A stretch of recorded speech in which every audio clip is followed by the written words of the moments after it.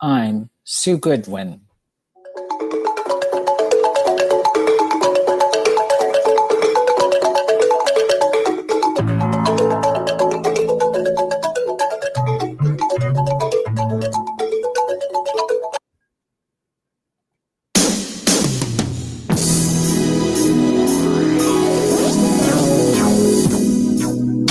We people who are dark up and blue, don't let us hang around this town and let what others say come true.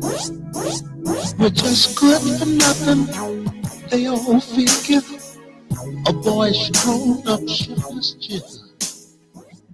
Peace to all of you listening to WPFW in the DMV area on your radio dials at 89.3 FM.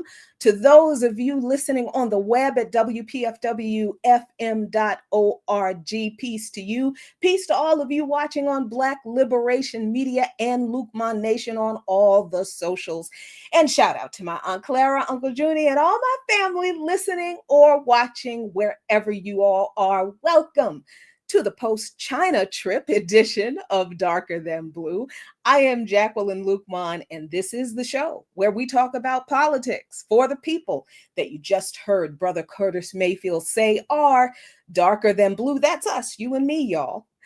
So last week, I returned from 10 days in China, where I did deliver a short dispatch while I was there the week before, after seeing only a few things, with a whole week ahead of me to see more. Now, I arrived back in this place last Thursday, and I've been struggling through jet lag, so I couldn't do a live show last week, but I am ready to go today. And oh my God, did I see so much more in that last week. But first, I want to clear something up that I said in the last show that was incorrect and off the mark, and I want to make sure that I get it right. So, when I said that the phrase socialism with Chinese characteristics comes from China's need to engage in trade on the global market that's dominated by US dollar hegemony and allowing some level of capitalist enterprise, that is actually not correct. I did not have all the information I needed to have at the time to get that right, but now I do. That phrase, socialism with Chinese characteristics, actually comes from the way the Communist Party of China, or the CPC, and that's what they're called, the CPC, distinguish themselves from the Comintern. Now, the Comintern was formerly known as the Communist International. So, Comintern is literally an abbreviation of Communist International. And that was a global organization established by Vladimir Lenin in 1919 to unite communist parties worldwide and promote a revolutionary approach to socialism. The Comintern was headquartered in Moscow and aimed to spread communism globally, leading to the establishment of communist parties in numerous countries. Now, the Comintern's stated goals were, and let me see if I can fix this view on, there we go. I think that's a little bit better. Fix this view there for y'all on the web. The Comintern's stated goals were to unite communist parties from different countries under a unified ideological and strategic framework, promote world revolution and overthrow capitalism, leading to the establishment of socialist states, and support the liberation movements in colonial territories and oppose imperialism.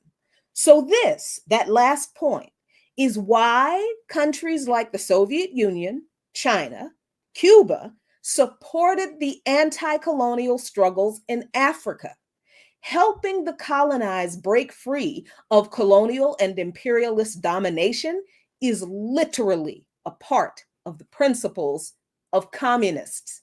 And this is why imperial powers really hate communism.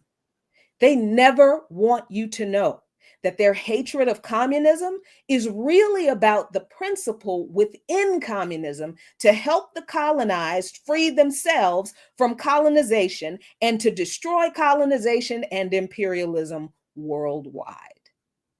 Now, the Comintern consisted of various national communist parties, which were required to adhere to specific conditions, including accepting a very orthodox Leninist approach to revolutionary struggle, which included expelling moderates. And through the years, changing political tides and different responses to them among the leadership of the Comintern and their different approaches to engaging with the West, those are some of the reasons that China felt compelled at the time to differentiate themselves from the Comintern and declare that the Chinese system is socialism, but with Chinese characteristics. All right, I just wanted to make sure that I got that right for folks.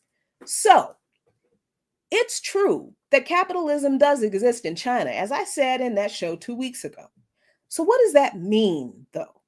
As I said then, China controls capitalism. Capitalism does not control the Chinese government or society. But what does that look like in real world examples? Because that's not something we're familiar with at all. And that, my friends, is the good stuff I learned in that second week. First of all, the Chinese government maintains significant control over state industries, which play a crucial role in the country's socialist market economy. And this approach assures that strategic sectors align with national development goals, economic stability, and social welfare. How do they do that? The state-owned enterprises that the CPC controls, they operate through entities like things they call State-Owned Assets Supervision and Administration Commission. And these SOEs, these state-owned enterprises, dominate key industries like energy through the PetroChina Company and Sinopec, telecommunications like the China Mobile Company and China Telecom, banking and finance like ICBC and Bank of China, transportation and infrastructure like the China Railway Company and the China State Construction, and defense and aerospace. Now, the CPC controls those industries through government influence and policy directives. The government sets industrial priorities in all of these sectors through 5-year plans, and those plans involve economic planning of the resources those industries make. Then they employ something called golden shares. In some mixed ownership firms where it's public-private ownership, the state owns some shares, private interests own the others, the government retains special veto rights over critical decisions. So in these industries, the CEO or board of directors cannot decide all by themselves to simply do away with worker benefits, cut their pay, or lay off workers. The CPC, through the golden shares idea, has the power to veto any decision that is not in the interest of the government's plan for that industry and its impact on the country, and any decision that is not beneficial to the workers or the Chinese people. And then, of course, there's regulatory oversight, where the CPC guides industrial policies, pricing, controls, and market access. An example of a state industry that I'm talking about here, a state-owned enterprise, is the steel company JISCO, JISCO, that we actually visited. The Jiuquan Iron and Steel Group Limited Company, that's JISCO, was founded in 1958 and was one of the PRC's, the People's Republic of China's newly established state-owned industries. People of all levels of skill and education came from all over China to build and run JISCO, which has now grown to one of the major SOEs in China, providing the world myriad steel products and an expanding line of other products, from dairy to wine and spirits, and real estate through the establishment of industrial farming, winery, and real estate development. But the establishment of JISCO also led to the development of the city of Jiuquan that the industry is in. Originally a small and rural and very rugged and underdeveloped area with little to no infrastructure to support the thousands of students, craftsmen, and workers who came to the region to build the mining and manufacturing operation, Jiuquan was transformed into a real company town that today is not only modern but cosmopolitan. Gisco has expanded its operations to include real estate development, hospitality services, healthcare, higher education, power generation, and more, all under the control and regulation of the CPC. And this has ensured that as Gisco has grown, the profits the company has made have grown, but those profits have gone to the development not just of the company, the diversification of the company's holdings and offerings, but also the development of the city, the improvement of the quality and standard of living of the residents in that city, and for the benefit of people outside Jiuquan through the additional corporate holdings and social efforts that they fund. Sounds like a pipe dream, right? A fairy tale, right? A corporation, especially a mining and manufacturing corporation with a big old industrial dairy operation connected to it, right? Well, we visited the Gisco plant, the Zichuan winery, and the Gisco dairy farm, and I can attest that this is no fairy tale, friends. During the tour of the Gisco plant, which is on the outskirts of Jiuquan City, but not that far from the city, I asked how they manage the waste from such dirty industry. I mean, it is metallurgical manufacturing after all. So I wanted to know how they keep the industry that created and built the town. And it's a real company town, but not in the way we experience company towns here. The company is responsible for and to the people because the government makes sure that they are. I wanted to know how they keep the people from living in a cancer alley, like, working class and poor, Black, Indigenous, and other marginalized folks live in the US when we live near oil refineries and other similarly dirty industries, right?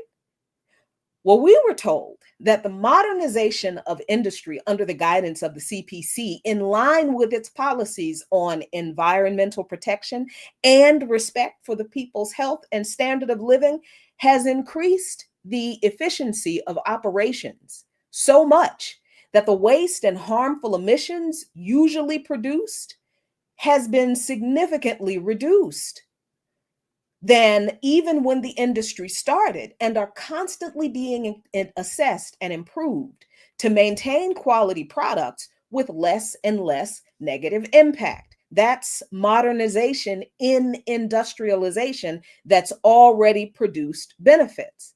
And aside from that, we were told that the waste that's left that's safe to use is repurposed for use in manufacturing road and building materials. This is not some weird made up thing. This is actually something that has been studied in the United States as being perfectly safe. But China has already been doing it for a few decades. Quite literally, they use manufacturing cast off like fly ash and steel slag, the same kind of cast off that's created here in the United States, that's already much lower than what the US produces anyway, because Chinese innovation has created highly efficient operations to make tar and bricks and other building materials to continue to support China's ongoing development. And the CPC's focus on environmental and human sustainability extends to industrial farming, to animals, as we saw a modern milking machine that's like a carousel thingy on which cows are milked in an 8-minute automated cycle 3 times a day to produce the milk for Gisco dairy products. I'm not kidding. I saw it with my own eyes. While we ate delicious ice cream treats manufactured by the Gisco dairy industry, we watched cows walk onto their stall on the milking carousel. It's literally a big, round, moving platform without any force or violence from cattle prods, but guided by just one person, while another person on the other side of the machine attached the milking machine to each cow's udders. As we ate our treats, we watched the carousel complete a full circle, which took 8 minutes. And at the end of that 8 minute cycle, we saw the milking machines drop from the cow's udders on their own, and the cows meandered on off the carousel after their milking was done, also largely on their own. Some cows did have to be sprayed with water, with a water hose to compel them to get off the carousel, because it kind of looked to me like they were having a good time. And we even saw some of the milkers fall off the cow's udders before the cow reached the end of their 8 minute rotation on the carousel. And I asked why this happened. And we were told that this happens when the volume of the cow's milk drops below a certain pressure or level, because they don't want to over milk or stress the cows. So the milking ends if the milk output drops, even if it happens before 8 minutes. Our guide, who is a worker at the plant, told us that they milk the cows in this manner 8 minutes at a time, only 3 times a day. So what's that, 24 minutes out of a 24-hour day?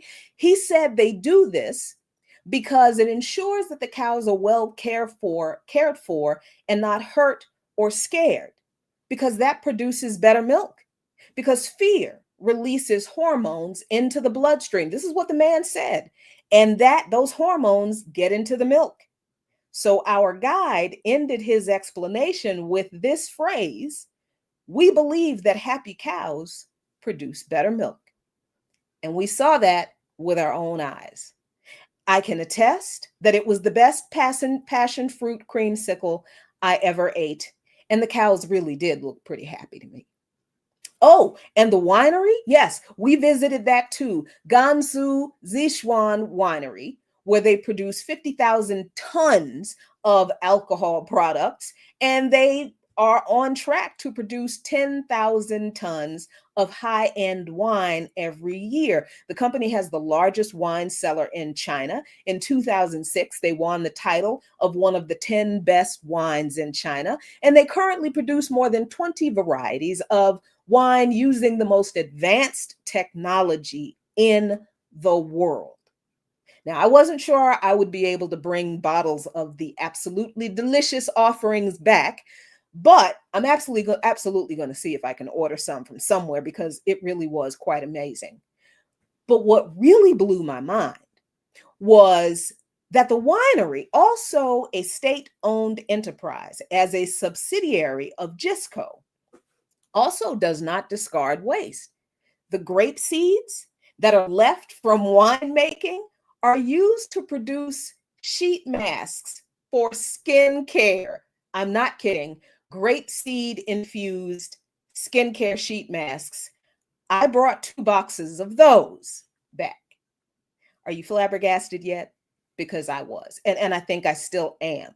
Sure, there are so-called environmental quality control regulations of industrial corporations here in the US, but we know what the CEOs of those corporations think about those regulations and what that always means for the people.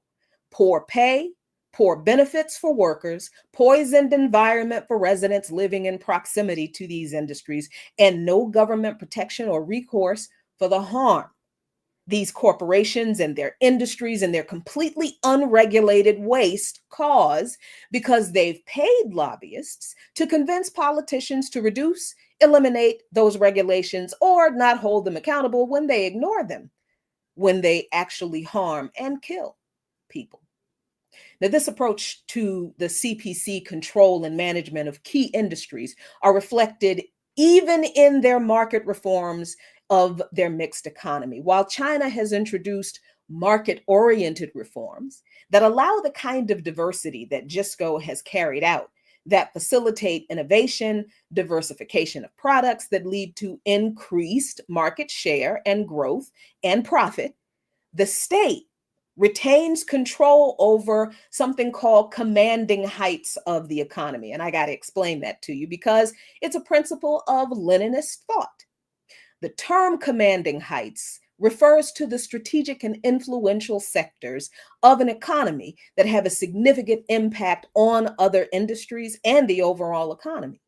Now, these sectors are often considered critical for a country's economic stability and development. And this phrase, commanding heights, comes from Vladimir Lenin, who used it in a speech to refer to the key industries that would be nationalized in a communist state. So China is absolutely communist because they're applying Lenin's principles to their economy.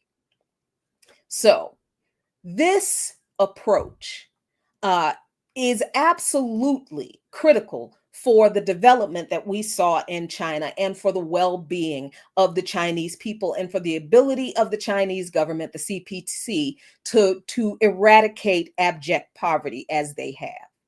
But did you know that China also encourages public-private partnerships? It's true. The state ensures dominance in these strategic areas. There are lots of these public-private partnership entities in this country, in the US, and they're always touted as great things for the public. But the public never really benefits from the profits made by these partnerships because there's no mechanism to redistribute those profits to the people that the partnership is supposed to benefit. Whatever these partnerships allegedly provide here are never really what the people need. And the people, particularly working class, poor, marginalized people, well, we need money and guaranteed human rights that money can facilitate. In China, these partnerships exist, but the CPC controls the relationship in key industries to ensure the benefits, the profits, are distributed to the people in the way they are needed. The private part makes their money, sure, but the public part is controlled by the CPC, which exists to ensure that the human rights needs of the people are met by the profits from these partnerships in whatever areas the people need them to be applied to. One of the public-private partnerships is the Shuhang Dunhuan Molten Salt Tower Power Plant. Now, this project was one of the first batch of national solar thermal power generation demonstration projects built by a private company called Shuhang. By the end of December 2018, it had become the first 100 megawatt molten salt tower thermal power station in China, with the largest concentration scale, density of heat absorbing heat storage capacity, and the highest heat absorbing tower. The plant uses industrial molten salt. It's a different thing from table salt, but it is molten salt to store heat collected through thousands of solar panels, which direct that heat to the molten salt storage unit in the tower that maintains the heat level at peak temperature in that molten salt generator for 11 hours, keeping the temperature stable to be able to deliver energy to China's electrical grid 24 hours a day. The process of solar thermal utilization is clean and does not produce emissions or pollution. The project, which, yes, we also visited, is already connected to the existing power grid, already producing steady and reliable energy, and supports other key industries in China that include glass, steel, chemical, and other manufacturing that supports the national economy. Oh, and the plant is built on the edge of the Gobi Desert, not near any population center, but where there's plenty of sun. Imagine that. A private company operating under the regulation of the CPC, providing clean, safe, reliable energy for citizens of Jiuquan and beyond, and supporting China's national industries to benefit all of China and the world. Man, isn't communism just the worst? Why does China control state industries? Well, in this country, we're always told that private industry in a capitalist system drives innovation and creates jobs. This is the excuse made for giving huge corporations that make billions upon billions of dollars, that the CEOs and boards of directors and other shareholders do not share with the workers, and they contribute little to nothing to the universal well-being or uplift of society around them, because they get tax breaks and limited regulation so they can make even more money that they keep to themselves. The lie goes here in this country that we have to free these corporations up from those onerous regulations and rules and whatnot to produce more fantastic ideas that will create more wonderful jobs. But that does not actually happen. The corporate bosses only get richer and more powerful as a result of capitalist control over industry and the government. Not so in China. The reason China controls major state industry are so that the profits from those massive industries that trade on the global market, so the CPC can control, capture, and redistribute those resources, those profits, that money for the needs of the people. China controls these key massive industries to ensure economic stability. They prevent market volatility in essential sectors when the CPC controls the prices according to market demands and the conditions of the countries they're trading with, rather than having a CEO decide what costs are going to be, because their only goal is to make more money. So with the CPC, the prices are more reasonable for everyone who wants to buy. This means that countries are more willing to do business with Chinese state-owned industries because their prices and terms for trade are better than what capitalist, profit-driven industries demand. Stock prices don't drive the price of goods, supply, demand, and negotiated trading conditions favorable to both countries in China. Chinese communism does. Quality products like steel and semiconductors at a price that's not capitalist extortion are beneficial to everyone around the world. So China has a steady stream of customers, which creates a market stability despite what the stock market does or does not do. Then, of course, they do it for national security. China has a principle in the CPC of self-reliance. So this is why China is not really worried about any competition with the US about manufacturing or honestly anything else, because of these founding principles of the CPC that do stress self-reliance. And the first customer of Chinese industry is, guess who? China. Their industry sector was created first to rebuild China after 100 years of invasion, occupation, and war. They've been able to do such an amazing job at producing materials that the rest of the world wants and needs, that they were able to build an economy that supported the rapid development that we saw in a very short period of time because of that. So China is not worried about US tariffs or sanctions or refusal to do business with China's tech sector, because the US makes up a very small percentage of China's global exports. So then you realize that China doesn't care what the US does in this regard, because they'll be just fine without US trade. They want to get along with the US, but if the US doesn't want to play along, that's really kind of fine with China too. So we are just about at 30 minutes past the hour. So it is time for a WPFW station break. We're going to take a little moment and hear what our engineer extraordinaire has to offer to the people today. What's on tap? Peace, family. On Sunday, June 22nd, at WPFW Jazz and Justice Festival at Malcolm X Park, WPFW invites community filmmakers to join the music. During the festival, in the Josephine Butler Park Center next to Malcolm X Park, WPFW will host a community film showcase celebrating liberatory stories of resistance, resilience, and rhythm. Short works, 12 minutes or less, whether first-time experiments or seasoned productions, will will be welcomed for submission at films@wpfw.org. Submissions will remain open through midnight, Wednesday, June 18th. Technical polish is secondary to vision, heart, and voice. This is an open call, and there is space for every perspective that fits under the 12-minute time limitation and reflects our community's values. Once more, the submission email address is films@wpfw.org. WPFW, making the world a better place, one broadcast at a time.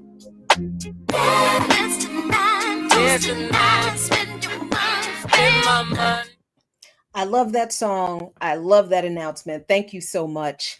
Also, I have a little extra for you. The Black Alliance for Peace has issued its statement. The Middle East is on fire because Israeli and U.S. imperialism lit the match on the vile attack on Iran carried out by Israel earlier today. Find that statement at blackallianceforpeace.com. Then on Saturday, June 14th, from 2 to 5 p.m., the Black Alliance for Peace, in coalition with the All-African People's Revolutionary Party, Palestinian Youth Movement, DMV, Students for Justice in Palestine, and Black Radical Christians, will host a community discussion on Zionism, God's promise or crime against humanity, in Philadelphia, Pennsylvania, at the Salt and Light Community Church at 5736 Chester Avenue. That's from 2 to 5 p.m. at the Salt and Light Community Church at 5736 Chester Avenue in Philadelphia, Pennsylvania. Tomorrow, The Truth About Zionism, Reports from Gaza, the New Student Movement, and African Black Anti-Zionism will be discussed. This event is open to the public. And finally, the Answer Coalition, About Face Veterans Against the War, the Black Alliance for Peace, Washington, D.C., and the Party for Socialism and Liberation, D.C., is hosting a panel discussion on combating military propaganda. The role of service members and civilians in the fight against U.S. imperialism will be discussed. This event is on Sunday, June 15th at 2 o'clock, ending at 4 o'clock at the Arlington Central Library's Bluemont Room. That's at 1015 North Quincy Street in Arlington, Virginia. Again, this Sunday, June 15th from 2 to 4 p.m. Eastern Time at the Arlington Central Library's Bluemont Room at 1015 North Quincy Street, Arlington, Virginia. This panel discussion is also open to the public. Now, more about China's reasons for controlling state-owned industry. Mainly, it's to carry out their social objectives. China's control of state-owned industries supports employment, regional development, and public welfare. I'm having an issue with my tech again. Here we go.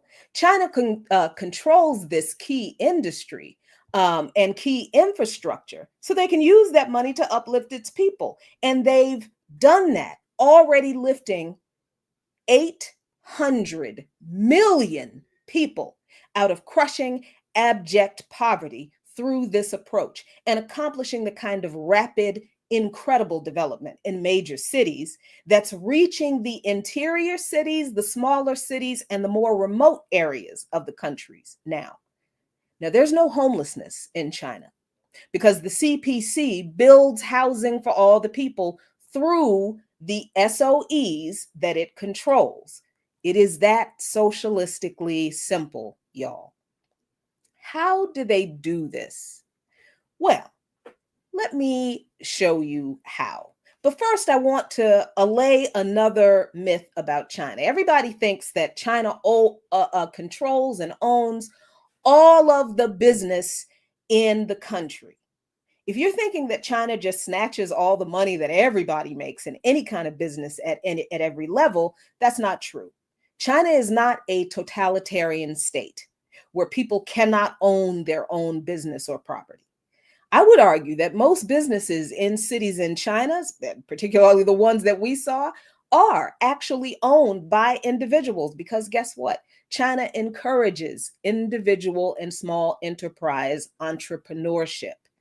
I visited a few shops in Shanghai, Xi'an, Jiuquan, and Dunhuang. Everywhere we went, that were definitely owned by Chinese individuals, often a couple or a family.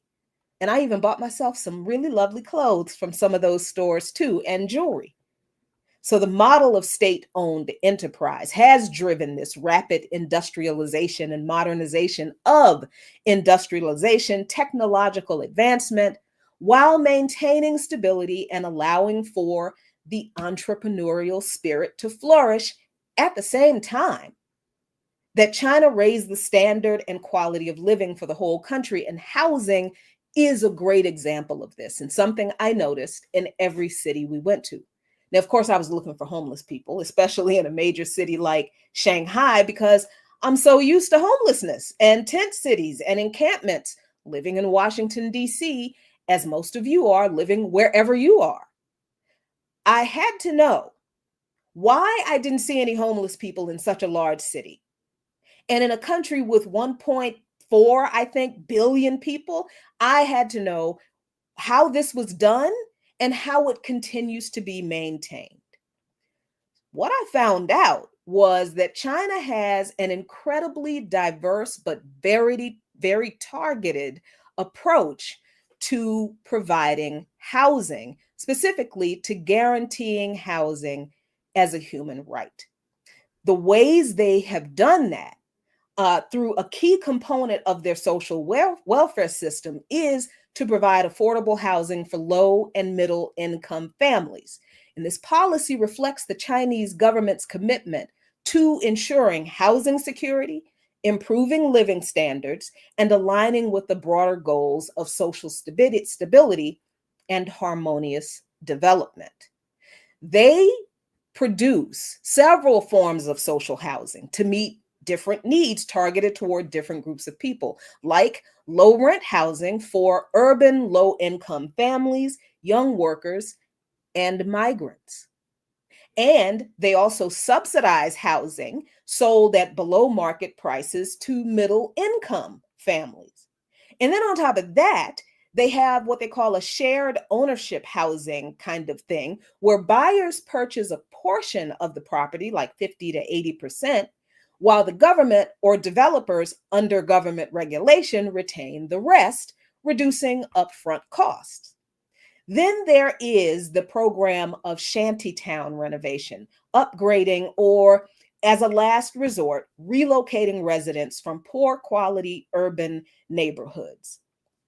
These programs target low-income urban residents, young professionals and skilled workers, and migrant workers in some cities where people have moved from more rural areas with no jobs, or even people from other countries. And guess what China is not doing to immigrants? Families displaced by urban redevelopment are also targeted for these programs. Now, from what I saw in the cities we visited, there's a lot of mixed development, as in new high-rise apartment buildings surrounding or near obviously older housing developments. And China has tried not to disturb existing housing developments in their urban development in major cities, but they've not always been able to maintain housing that's so dilapidated and dangerous that the people living in that housing had to be moved because that housing needed to be demolished to make way for new and better housing. So while displacement is not an expected or accepted outcome of development in China, sometimes it does happen. But when it does, China does not leave those people to fend for themselves like gentrification does in the US. China actually ensures that people who have been displaced by modernization and development of desperately poor and substandard housing are still housed in better quality housing, still in close proximity to all of the things they need, employment, healthcare, education, even entertainment, to live happy and fulfilled lives. Then there are other government initiatives like central government planning. The central government, the CPC, sets housing construction targets through 5-year plans. Their latest 5-year plan, I think, is the 14th 5-year plan in relation to housing aims to expand affordable housing. Local governments at the municipal levels allocate land and subsidies for social housing projects. And then this is another place where public-private partnerships exist, where developers are required to include social housing in their commercial projects. And this is another amazing aspect, to me anyway, of the CPC's oversight of the housing market. They do not allow the real estate industry and the developers to regulate themselves.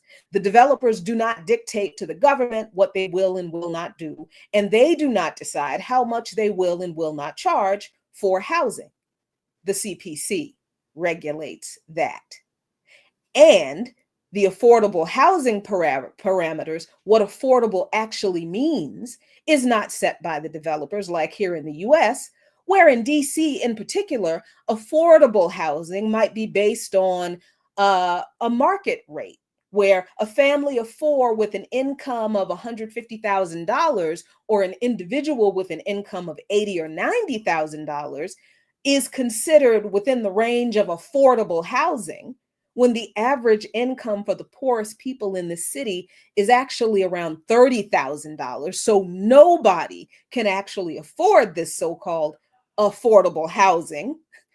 That's a designation set by the developers. No, in China, the CPC tells the developers how much their housing must be set aside, how much of their housing must be set aside, and how much they will set the prices so the poor can actually afford it.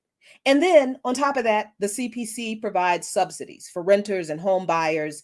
It's just crazy commie goodness.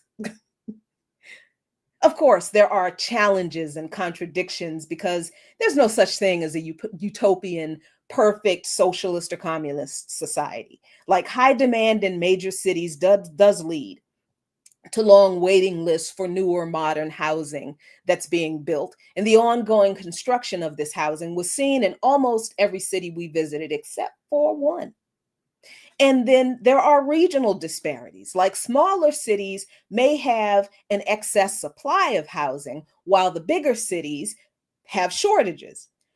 But what I saw in a remote place like Yanan was that there was a little bit of modern housing, but most was older buildings. And when I talked to a few people in the city, most said that they didn't want too much of the newer development because they like their small town feel with the very important history of the CPC that they honor in Yanan. So they'd like updating as much existing housing as possible, but they don't want a lot of the modern high-rise development because that would change the character of their city. So regional desires can also differ from urban desires, even in regard to housing compared to rural desires. And also the CPC has employed stricter verification processes to prevent fraud, which the CPC does not tolerate a whole lot of within the party. Now, right before our trip to China, the news broke that a CPC official in an elected position was caught accepting bribes. He was tried, found guilty, and sentenced to 20 years in prison. I don't even know how much money he accepted, and I don't think that even mattered. It was the fact that he accepted bribes in the first place. He was corrupt. Are there elected officials and party members who have probably gotten away with some graft here and there? I'm sure there are. Humanity is what it is. And getting over on everybody else is just something some people are compelled to do. But the CPC is not full of corrupt millionaires, as some believe. When the corruption of a member reaches the attention of the party, it seems to me like they're dealt with. Which US politicians have been sentenced to prison for insider trading, theft of public resources for their private gain? Where's our Social Security money? Or facilitating genocide? Despite all the smack talk people in the West, particularly in the US, have about China, their social housing policy alone plays a crucial role in reducing inequality and supporting urban development, while also supporting expanded rural development. Challenges remain, of course, and the government continues to refine the system to ensure broader access to affordable housing for migrant workers, young families, and all workers, which contributes to social stability and economic growth. What is anybody in this country doing to ensure the right to quality housing for everyone here? Oh, yeah, that's right. This country's government is deporting migrants as an answer to problems that the government created, but is blaming migrants for.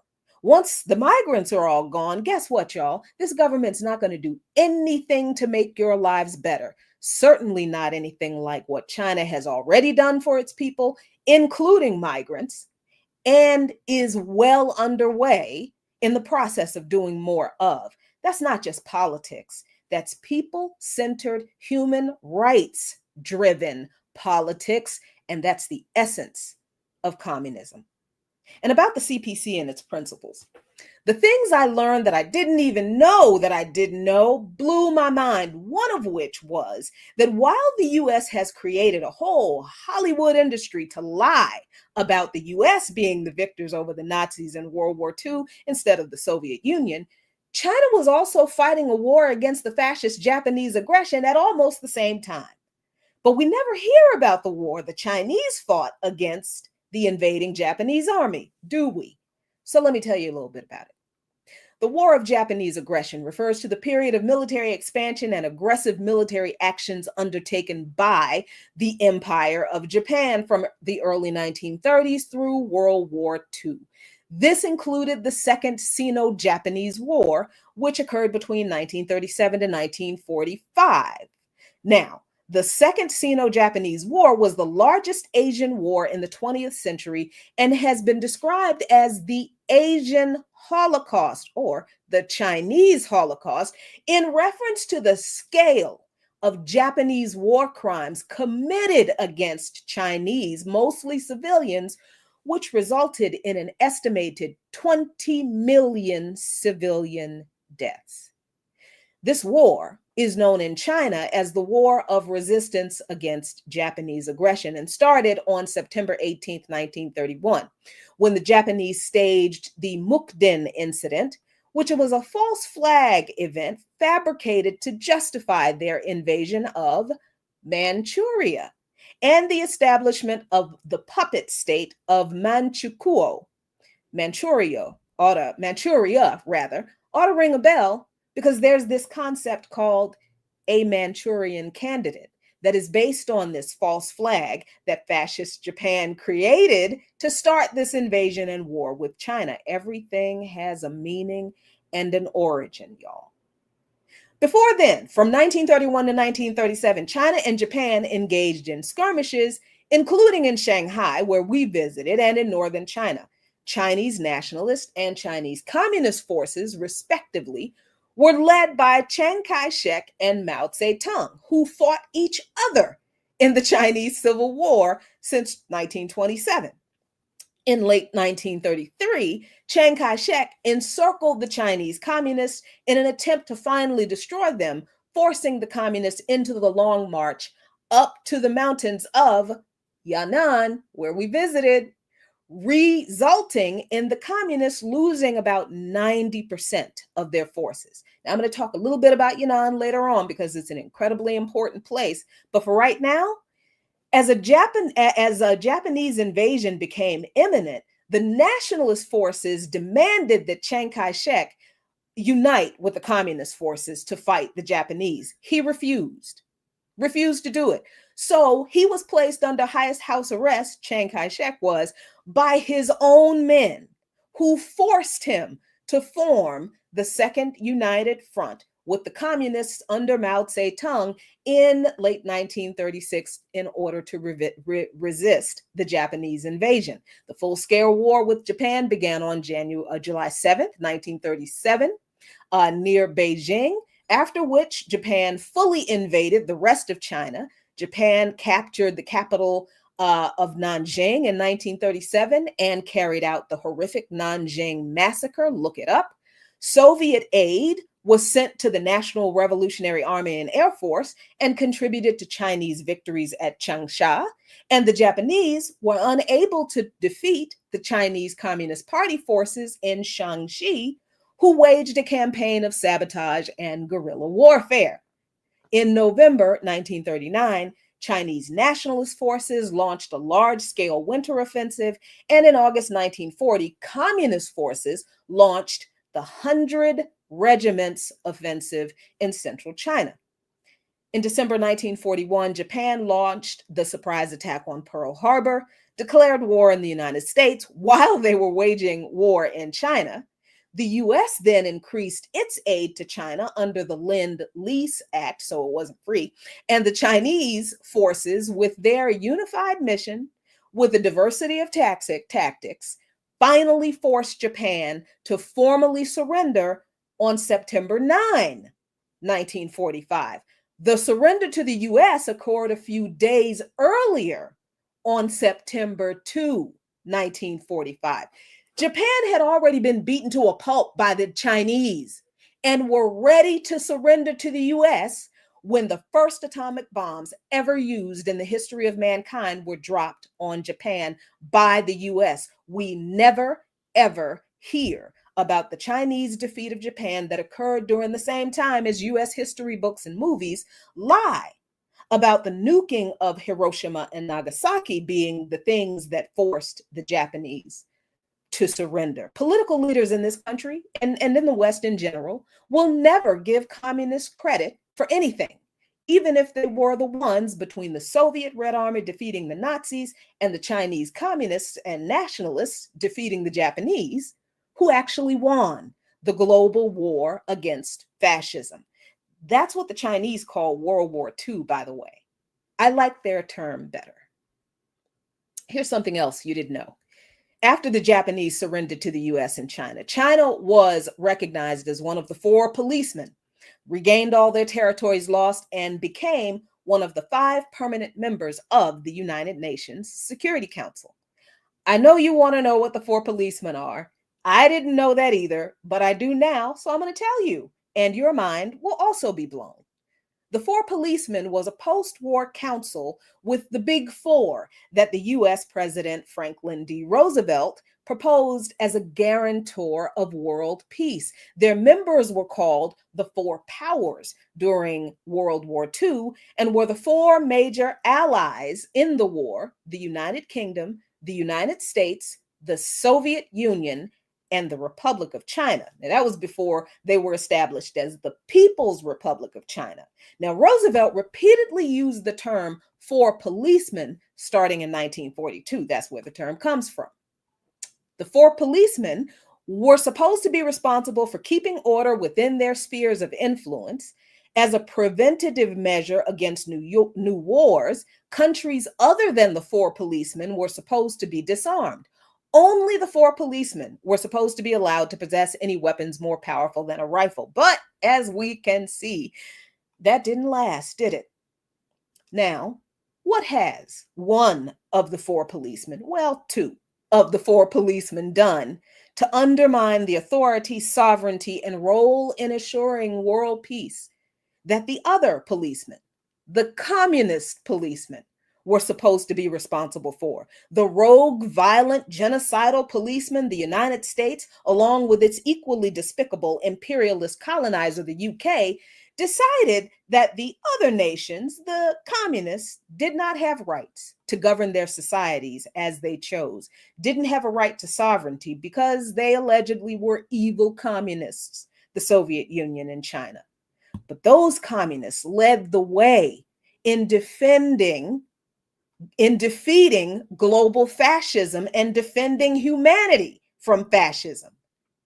And the continued anti-communist propaganda used to justify the US and UK dismantling the Soviet Union and the continued political aggression toward China that's growing hotter by the day, this is the thanks they got. Now,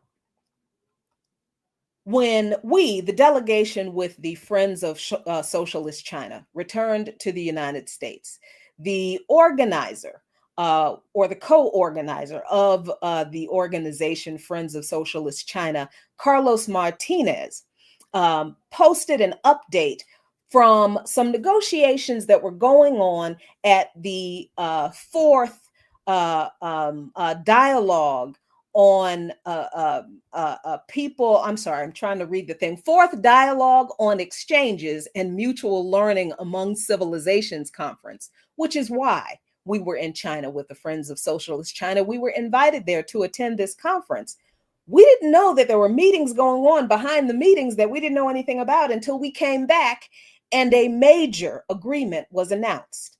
Carlos Martinez, who you can find on Facebook or at the website socialistchina.org, reported that the China-Africa Changsha Declaration was signed between the People's Republic of China and 53 African countries and the African Union Commission. This agreement declares that all countries of the global South should work together to safeguard multilateralism, promote multipolarity, and oppose unilateralism and bullying. The US's tariffs, unilateralism, protectionism, and economic bullying are severely damaging to Africa and must be opposed. China will expand its zero tariff treatment on 100% of tariff lines to all 53 countries having diplomatic relations with China, that is, all African countries except for Eswatini. China will continue actively contributing to Africa's modernization, including in green energy, AI, science, and technology, and all countries should work together to build a community with a shared future for humanity, promote Belt and Road cooperation, and implement the Global Development Initiative, the Global Security Initiative, and the Global Civilization Initiative. While the U.S. is putting up tariff barriers, China's tearing them down. And I will add that while the U.S. continues to enable, embolden, provide political and diplomatic cover for, and arm the white supremacist genocidal apartheid rogue state of Israel, China's foreign ministry spokesman Lin Jian said on Friday, just earlier today, that China firmly opposes any violations of Iran's sovereignty, security, and territorial integrity, as well as actions that escalate the tension. China calls on all parties to take actions to conducively promote regional peace and stability while avoiding further deterioration of the situation. And Lin said that China was prepared to play a constructive role in de-escalating the crisis. China really does want peace and to play whatever role they can in cooperation with countries that want the same to achieve it. The thing is, we live in the country that wants to destroy China and turn it and its people back into a vassal state full of desperately poor peasants begging for crumbs from the imperialist master's plates. That ain't never gonna happen, y'all, because China, from what I've seen, cannot be defeated. The people will not allow it. A better world is possible. It is. And I have seen it in China. And they actually want to share it with everybody who wants it. That's all the time I have for Darker Than Blue tonight. Stay tuned for all of the programming left here on WPFW. Hang out with me a little bit on YouTube, y'all. Peace. Till next time. Ooh, it was hard to fit all of that. It was so hard to fit all of that. This script was so tight. This script was tight, y'all. I have to go back. It was a lot. There was so much that I just did not even have time to explain to you, to tell you, like the founding principles of the CPC all by itself. Woo, Lord. And let me real quick, before I get too far away from everything, let me go back up and read some of the comments, because I saw people was making comments about the title. People was making comments about China. I am adopting the attitude that I was given by Chinese officials. We don't care. We don't care. We would ask these people at this fourth exchange conference, what do you say to the United States government saying this? What do you say to J.D. Vance calling Chinese peasants? What do you say to every time? Look at what we are doing for our people, and look at what we are trying to do for people in the rest of the world that other people want to work with us to do. We don't care. We don't care. We don't care what the U.S. says. So I'm gonna read through these comments. I just want y'all to understand that's my attitude. I don't care. I don't care what you think, what you feel, what you believe, how you hate China, how you hate communism, how you hate Stalin, how you hate Mao. I don't care. Because I went to China and I saw for myself that they have every right not to care what we falsely believe about them, because we would rather believe the hateful, racist, xenophobic, anti-communist lies from the government that also oppresses the hell out of us. So let me go through these comments. All right, I just want to point out that I understand there's a whole bunch of discussion about Marxism, Leninism, and it's Eurocentric, and it has nothing to do with Africa. The whole point of Marxism, Leninism is that they are principles that you are supposed to apply, and they're not principles that either Marx or Lenin created. They observed the nature of the development of capitalism in their society at the time, and through examining material conditions, they surmised this is where capitalism is going, and this is the answer to that. Now, they formulated these ideas, yes, based on the material conditions of the workers in Europe, but they did not do that declaring that they discovered or created socialism and communism. No, they just said this is what capitalism is going to do, and this needs to be the response when capitalism does it. And what we are supposed to do with those principles is to adopt them and apply them to the material conditions of where we are. That does not mean that we're adopting European anything. I mean, because if that's the case, then let's repudiate gravity, shall we? Let's completely invalidate gravity because the person who observed it and came up with what do you call it? The equation to measure it, I guess, just happened to be a European. The gravity doesn't matter in my life as an African because the person who observed the scientific phenomenon of gravity and explained the scientific phenomenon of gravity was a European. So gravity doesn't matter because I'm African. That's silly. No, that's not what we do with Marxist-Leninist principles. We take the principles and apply the principles that are useful to us in our society, in our and shape them and mold them according to our material conditions. So when African nations overthrow the new iteration of colonialism, the neo-colonists, the multinational corporations headed by the US and the former colonizers, what will be created and what was attempted to be created in that first round of anti-colonial struggles on the continent was socialism, or is socialism, with African characteristics. And not just African characteristics, but characteristics that are shaped and tailored to, unique and specific to that particular country. So socialism with Burkinabe characteristics might not look the same as socialism with Ghanaian characteristics. You see what I mean? And that is perfectly okay. And you can call it whatever you want. Okay? So whatever. That's that discussion. I'm not saying nothing more about that. That's what it is. You don't have to like it. You don't have to agree with it, but that's what it is. You want to create something else? Help yourself. It's okay.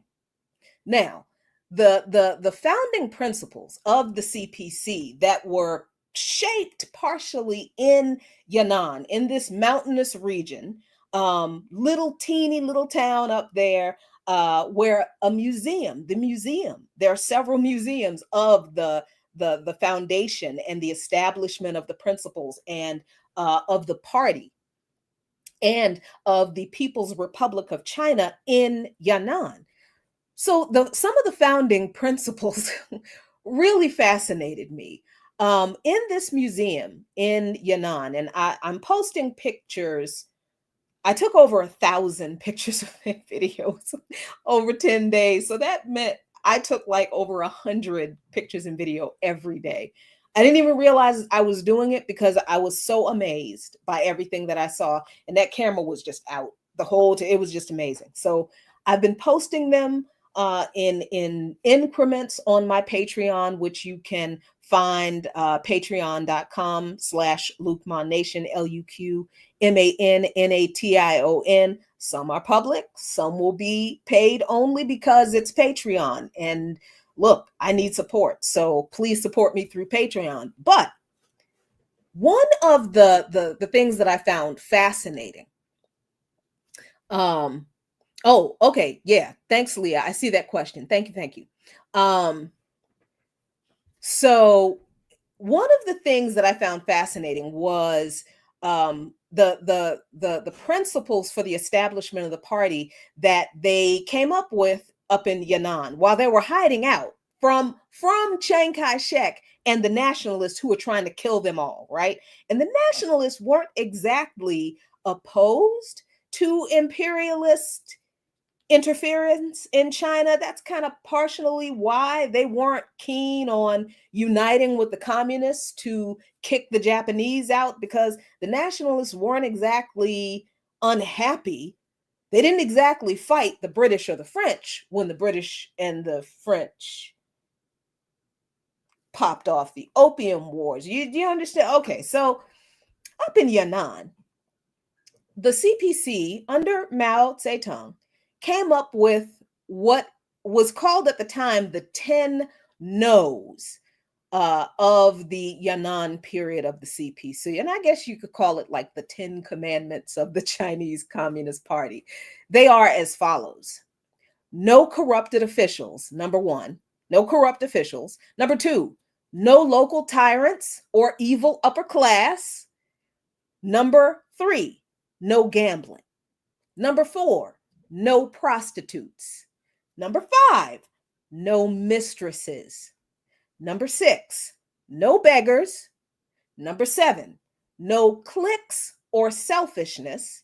Number eight, no laziness. Number nine, no engaging in gossip or stoking conflict to advance your personal interest or really for any other reason.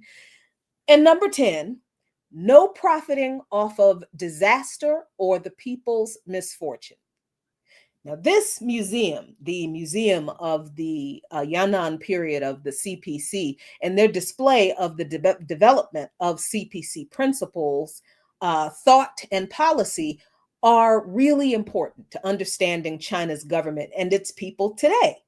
Because this area, Yanan, is where Mao Zedong thought was established as the guiding ideology of the CPC, and something called the Yanan Rectification Movement, which focused on mass political education of the Chinese people to understand the governance, the society that they wanted to build, and the role in a CPC-led system and society of the people.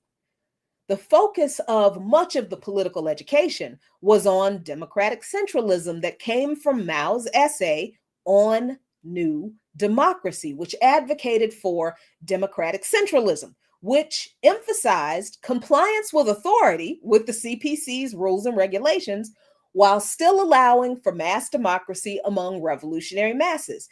Because believe it or not, y'all, there are elections in China. CPC officials are not appointed and stuck in leadership they're elected by the masses. And I found out that everyone in China doesn't even consider themselves a communist, even though most people in China do support the CPC and its communist vision for the country. and its socialist policies, the CPC enjoys an over 90% approval rating of the Chinese people. But there are non-communist political parties in China, and they can run for election. But not everyone in China can be a member of the CPC. The other thing I found out that blew my mind, and as an organizer, I'm sitting here like, what am I doing wrong? Jeez. So, in China, if you want to be a member of the Communist Party of China, you must first submit an application. Your application is considered.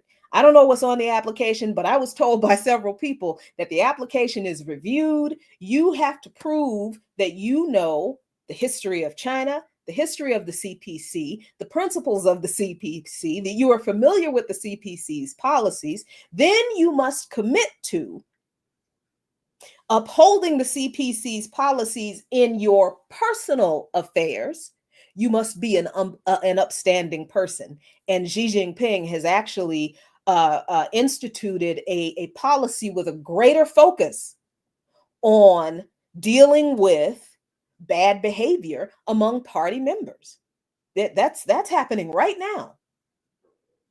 And this process of becoming a member of the CPC, it could take more than a year. Yeah, you have to read, you have to study, you have to go to classes, you have to read, you have to study, you have to read, you have to study, you have to read, you have to study to show yourself worthy of being a member of the CPC. So not anybody can just be a member of the CPC and get elected to office governing anything in China. In order to be considered for an election, your conduct in the party, once you're accepted after like more than a year after your application was submitted and approved, your conduct in the party has to be such that you prove yourself worthy to be considered for elected office.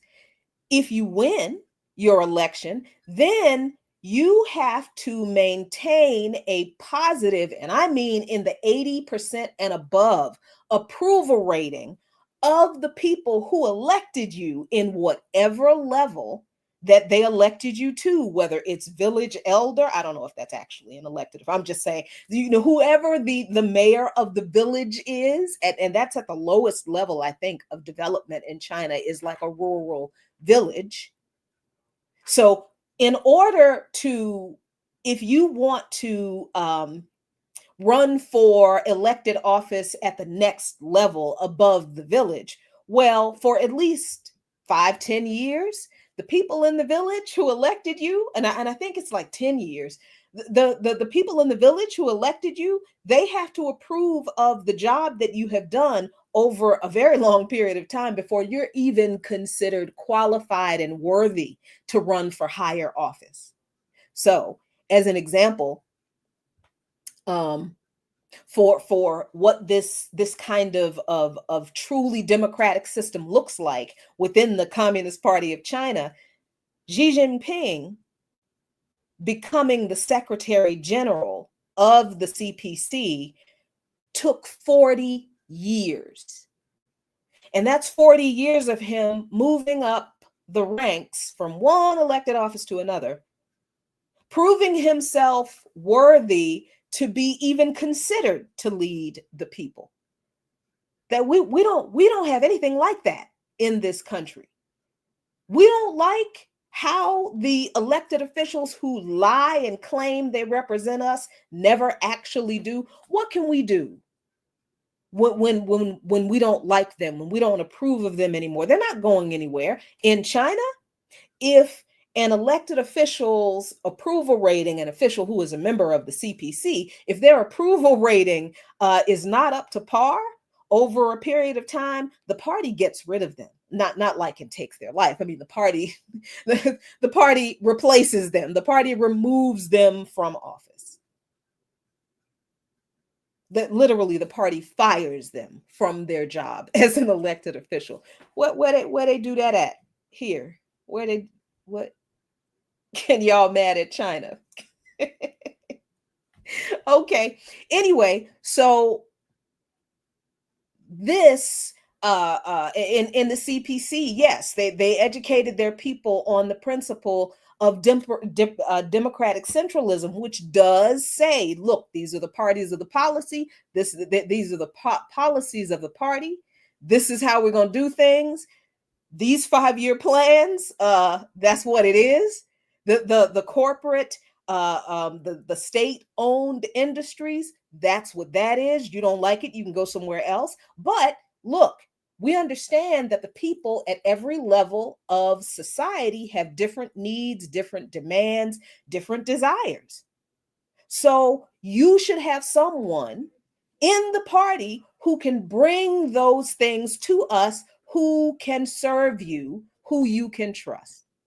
So this is the idea of democratic centralism, compliance with the authority of the party while allowing for mass democracy among the revolutionary masses. And in this country and in other revolutionary societies, we understand, or in other capitalist countries rather, we understand compliance with authority.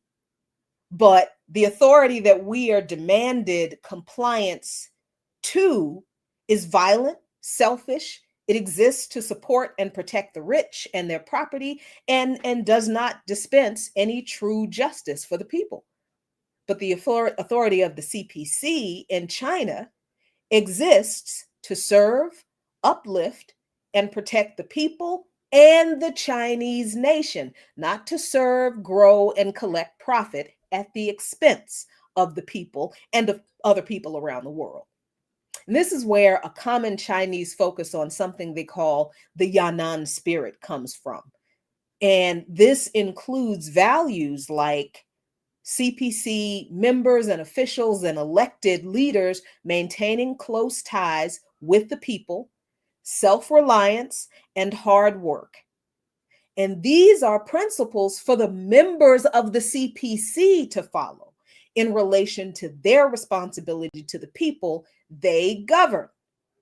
Mao even focused in the development of Mao Zedong thought and the principles of the CPC and the People's Republic of China. He even focused on cultural and artistic directives to help educate the masses on the new governing body in China, and emphasized that all art should serve the cause of socialism and be accessible to the masses.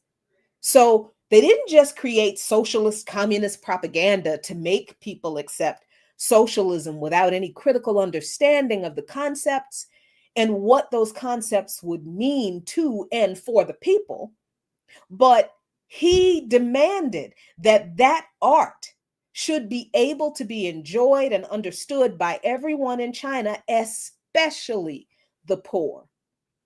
So when we revolutionaries say the masses, that's who we mean. Because most of the people in any society are actually working class and poor.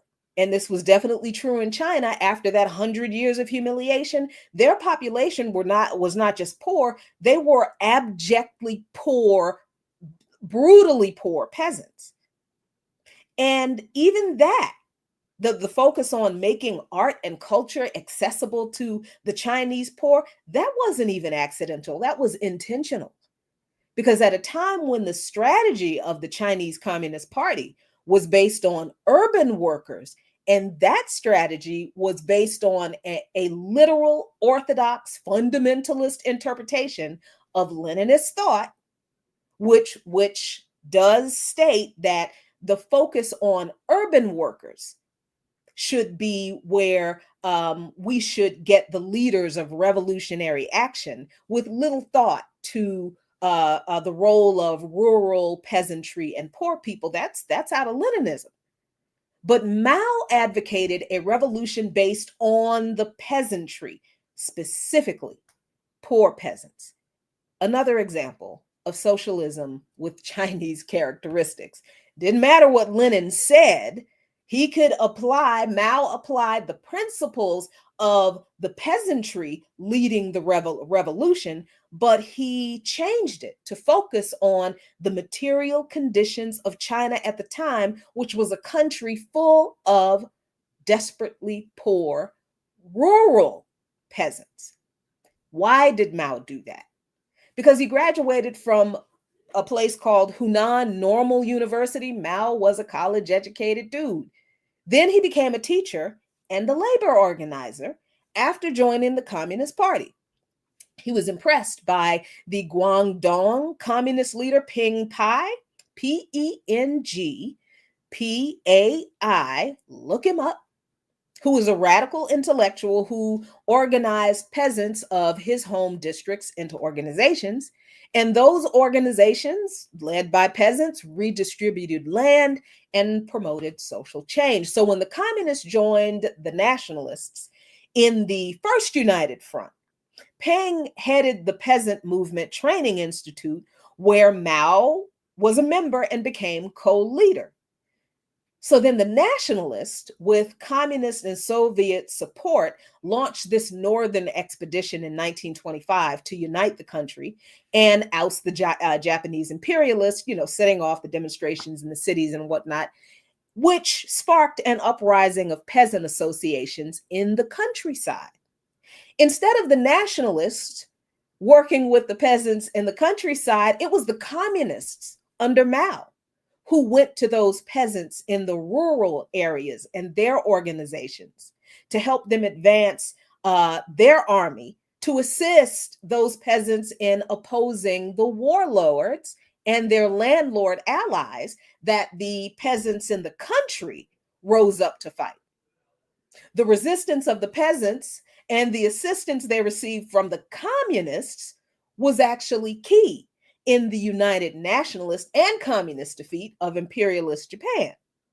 But some of the leadership of both the nationalist faction and the communist parties questioned whether the peasant association should be encouraged in their violence and attacks on the landlords. Doesn't that sound familiar? I know. Violence was needed to end Japanese aggression and the similar and often connected landlord oppression of peasants in the rural areas. And that couldn't have happened without the peasant war that was waged on the landlord class, who were kind of in league with the imperialists because, profit and the exploitation of the poor. But now these folks were clutching their pearls about the legitimacy of the poor carrying out violence. Sound familiar? People are invoking MLK right now, Bernie Sanders, in condemning the violence of police cars being set on fire as ICE, or people claiming to be ICE, acting on behalf of ICE, literally kidnaps people in broad daylight in the middle of the street and disappears them. And this dumb argument about the oppressed needing to remain peaceful, to receive approval for how they try to end their violent daily oppression from the ruling class and its agents, this argument is not new. And I do not understand why we communists and socialists continue to entertain it, because it was answered a long time ago. Because Mao went to Hunan, one of these rural areas that he was very familiar with, to investigate local conditions. In these areas through which this northern expedition of troops had just passed. And it's in this region that Mao published his famous report on an investigation of the peasant movement in Hunan in Zhongyang Fukan, or the Central Committee periodical. That's the Zhongyang Fukan. That's the Central Committee's newspaper. And that was published in March 28th of 1927. Throughout this report, Mao advocated a strategy of mobilizing poor peasants to carry out struggle, or what they call duzheng. And from that point on, Mao rejected the idea of peaceful land reform, arguing that peasants could not achieve true liberation unless they participated in the violent overthrow of the landlords. In Mao's view, the significance of the peasant organizations was that they had spontaneously organized themselves. despite centuries of oppression in which they had been told that their social position was fated by heaven, and endured the brutality of the ruling classes that they also claimed was justified by divine decree. Who does that sound like? Mao said, the peasants had a historic mission to overthrow the landlords and work with the urban proletariat to jointly liberate China from its oppressors. And that report, by the way, is divided into 8 very interesting chapters. The first is the importance of the peasant problem. That sounds like a couple of other documents that have been written about the Negro problem in the United States. Chapter 2, Get Organized. That literally is the title of the chapter, Get Organized. Chapter 3, Down with Local Tyrants and Evil Gentry, All Power to the Peasant Associations. 4, It's Terrible or It's Fine. 5, The Question of Going Too Far. That's the one on violence. Let's see, The Movement of the Riffraff, because these rural peasants were seen as riffraff, and Vanguards of the Revolution. And this report that Mao produced described 14 great achievements of these peasant revolts, which include things like organizing the peasants into peasant associations, hitting the landlords politically and economically, overthrowing the feudal rule of the local tyrants and evil gentry, smashing the two Antoine, overthrowing the armed forces of the landlords and establishing those of the peasants, the armed forces of the peasants, overthrowing the political power of the county magistrate and his bailiffs, the local sheriffs who were in league with the landlords. Overthrowing the clan authority of the ancestral temples and clan elders, the religious authority of town and village gods, and get ready for this one, and the masculine authority of husbands. I didn't make that up. It really is in the report that Mao Zedong wrote about peasant organization and revolution and the need to depend on rural poor peasants to lead the revolution in 1927. He was talking about how the peasants ended the masculine authority of husbands. Woo! So, y'all, all of this history is important to understanding China today, even if we don't know everything about current policies and positions, because we don't. But I do not see a reason to view China as an enemy simply because there's so much about the country and the government and, quite honestly, the people that you don't know, because they're not closing their borders to the world. See, they're doing the exact opposite.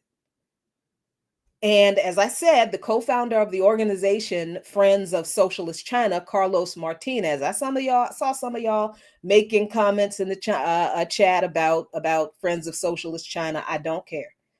You know as much about them as you know about China, and that's equally nothing. So Carlos Martinez, good comrade, good brother, co-founder of Friends of Socialist China, wrote in a recent article about the delegation we were on to China, through which I experienced all of this. This was the second Friends of Socialist China delegation to the People's Republic of China, he writes in this article. And it was the result of an invitation by the China NGO Network for International Exchanges, or CNIE, which works under the direction of the International Department of the Central Committee of the Communist Party of China. 15 comrades, 9 from Britain, 6 from the United States, visited Xi'an and Yanan in the Shaanxi province, talked about those, Dunhuang and Jiuquan in the Gansu province, talked about that, and Shanghai, talked about that. The delegates attended the 4th Dialogue on Exchanges and Mutual Learning Among Civilizations, as well as participating in discussions and visiting a range of historic, revolutionary sites, museums, famous scenic spots, cooperatives, as well as demonstrations of cutting edge technology. Now, you can find the full article about this delegation on the Friends of Socialist website, Friends of Socialist China website, socialistchina.org.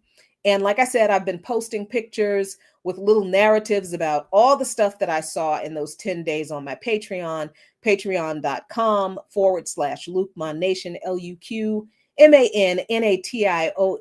segments over the past week. And I'll continue to do so because I've got over 1,000 of them to share. But what I want to end with is that while we participated in the fourth dialogue on exchanges, that agreement between China and Africa and global South nations was carried out. Those meetings happened, and we didn't even know they were happening. I met the delegates who were in those agreements, who signed in those meetings, who signed those agreements.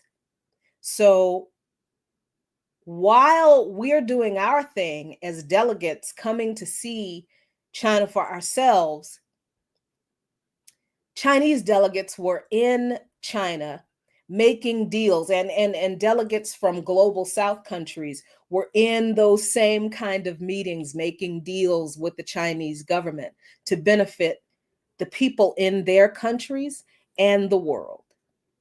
Carlos Martinez said in his commentary that this agreement that the declaration has produced is a strong reaffirmation of the principles of solidarity and cooperation and mutual benefit that underpin China's relations with Africa, and a powerful statement against the U.S.'s attempts to divide the global South. While the U.S. is putting up tariff barriers, China is tearing them down. While the U.S. wants to hold Africa in underdevelopment, China is helping Africa modernize, and Africa is benefiting from these agreements. While the U.S. has slashed development aid, China is steadily increasing its support for African development. While the U.S. ramps up its fossil fuel production, contributing to a climate crisis that's already hitting Africa hard, China is investing in green energy and helping Africa to leapfrog fossil fuel development. Listen, whatever you think about China, whatever your opinions are about the country and the government, whatever you personally feel about communism and socialism, when it comes to what China actually has done, even with all the contradictions, the hiccups in history, the infighting, the changes in focus, whatever people want to use to discredit the socialist project in China, you can't do it. You cannot discredit what these people have done for their country alone, coming from 100 years of foreign imperialist colonial influence, invasion, occupation, domination, and war.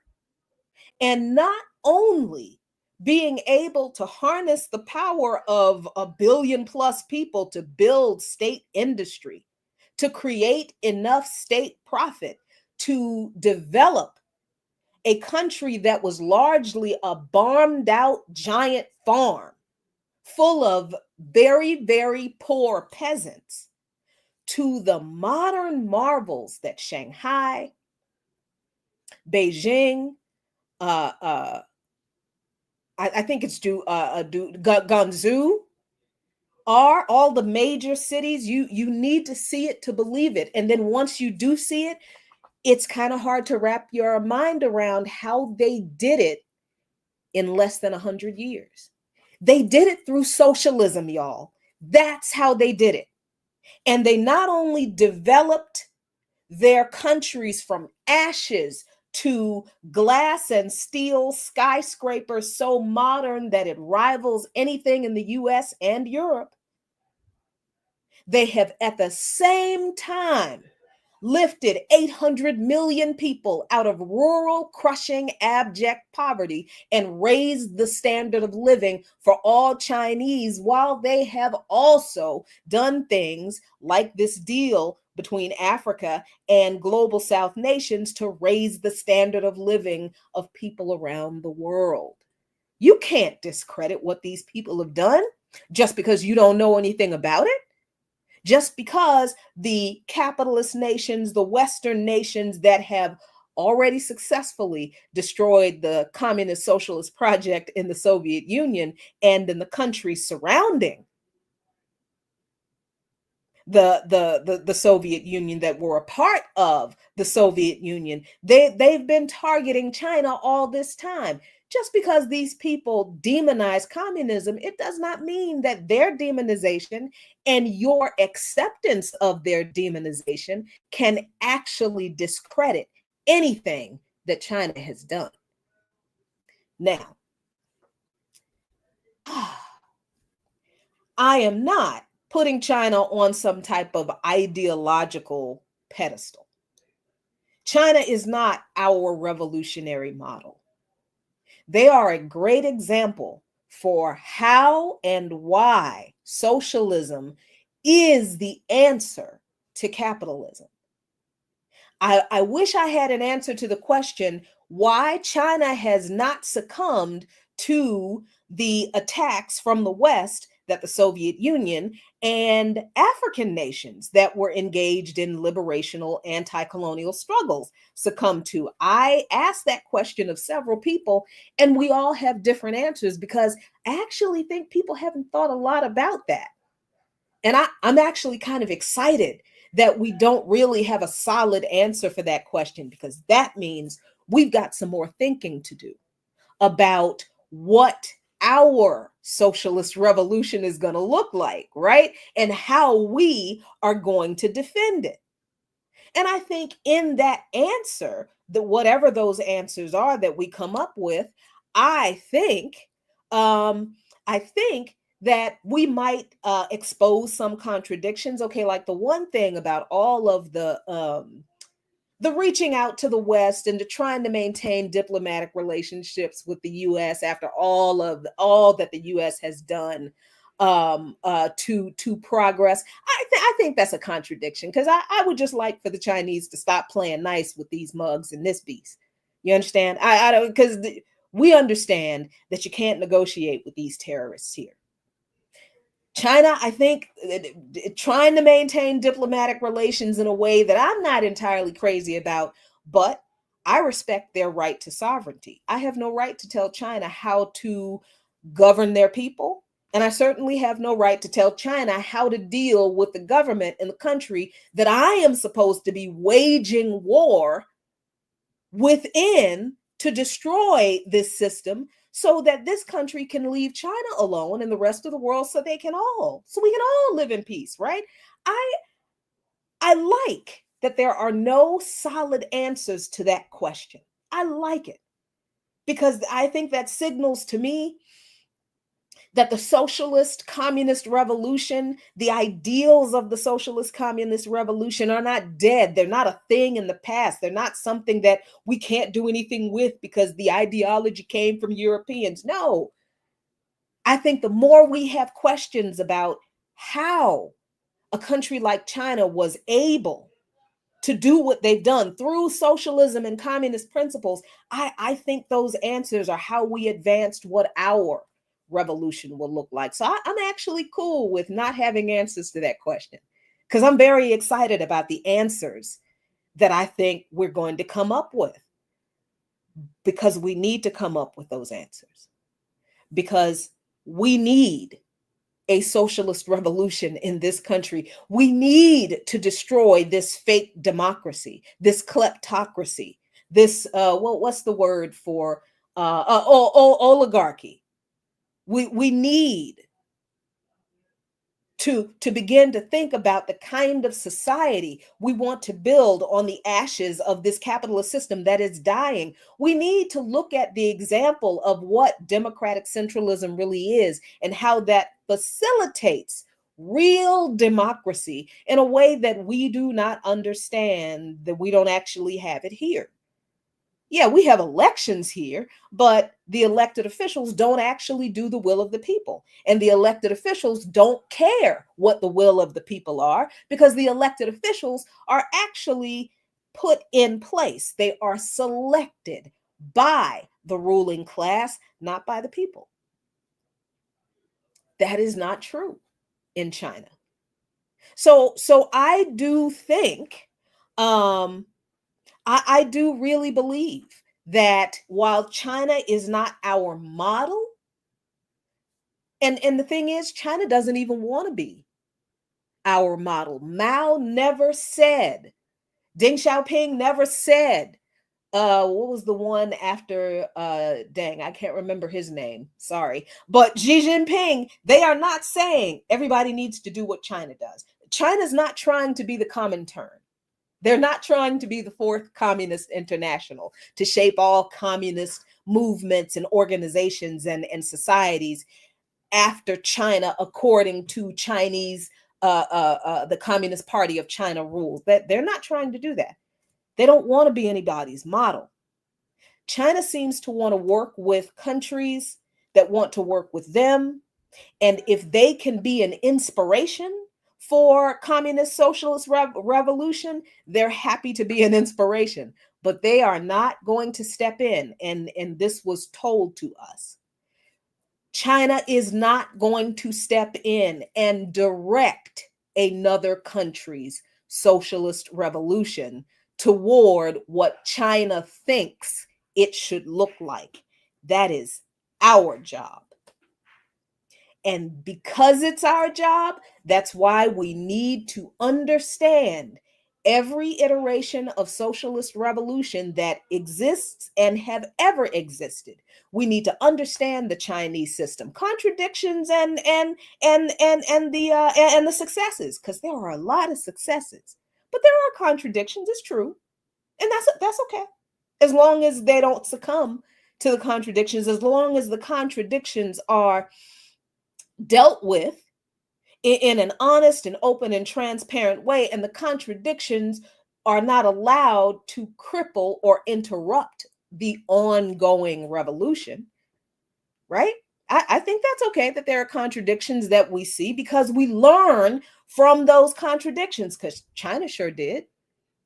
They were honest with the previous CPC Congresses and the policies from the previous administrations, the previous leaders of the CPC. They criticized some of Mao Zedong's policies and said some of this stuff wasn't a good idea.